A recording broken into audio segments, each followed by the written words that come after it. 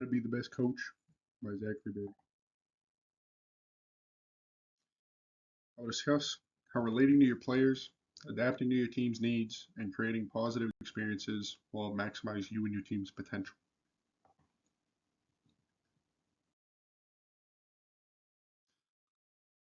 By keeping up with current trends in the world that can help relate to your players. Follow your sports professional league. Most players watch their sports, so it will help with getting to know your players well.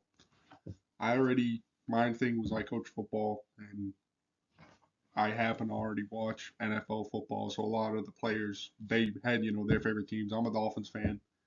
There was one kid that was a Saints fan. So every week, we'd be talking about something other than, our group of football. It would be, something else we were talking about. And as weird as it may sound, keeping up on slang will help you understand what your players are saying and what they mean by them. You guys, a lot of people know the slang nowadays, but it also helps understand if they're saying anything that they shouldn't be saying. That's the other thing. Paying attention to that stuff will help keep your team in check. And creating bonds with your players. Matthias Kessler from He just says, make a connection with each kid, even the smallest thing, like asking them how school was or finding out their favorite food, or maybe they like fishing, but find it and ask about it shows you care to know them more than just as a player. By doing this, you are showing the players you care more about them than just the sports. Similar to kind of what I just said beforehand, it's about building that relationship with the player outside of just the sport. Or if a player seems off, do not be afraid to ask them if they're okay. I've had a couple players where they notice they're feeling off and talk to them. They will come to you about things that like might be bothering them. Something could happen at school, something could be going on at home. But when you were coaching, you become like another parent or a, some type of figure to the players, and it's important to hold that as a coach.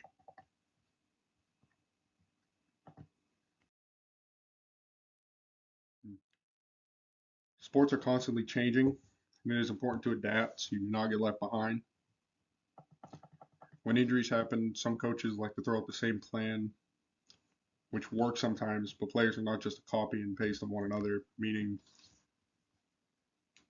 like it says it further down in the speech, but you got to put your ego aside for certain things. And it's important to play to their strengths rather than what you might be comfortable with.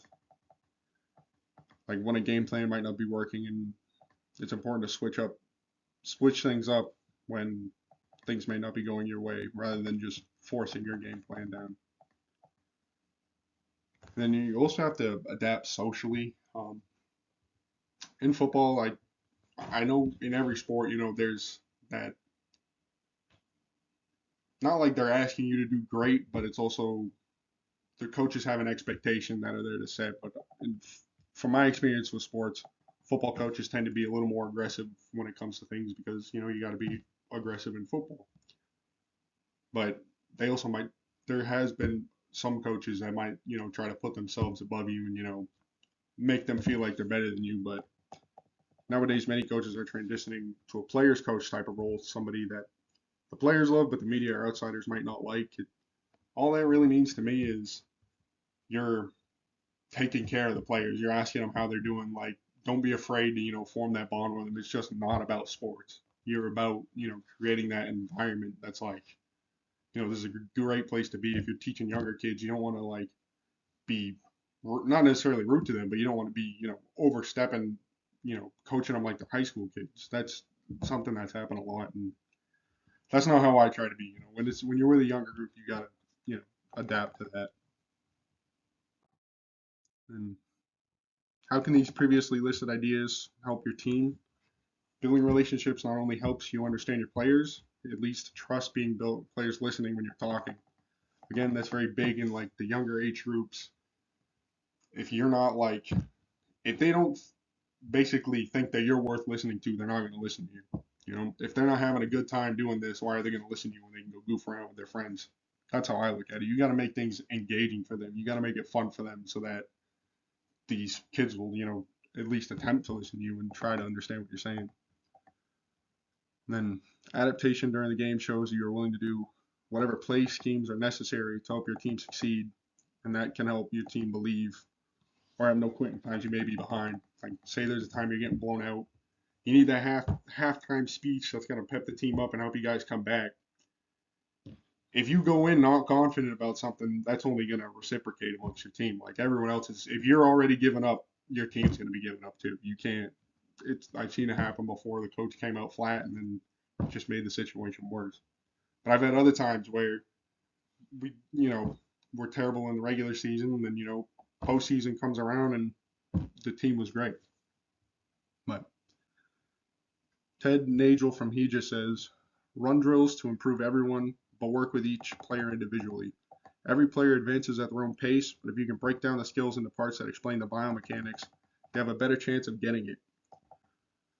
Which to me shows that each player moves at their own pace and to take the time to check in on them and how they're doing. Everyone just, it is a team sport. You got to make sure that like everyone's where they got to be and what you can do individually to help them get there. And all these tips and ideas can help your team succeed. I hope that my presentation has helped you see what steps can be taken to maximize you and your team's full potential.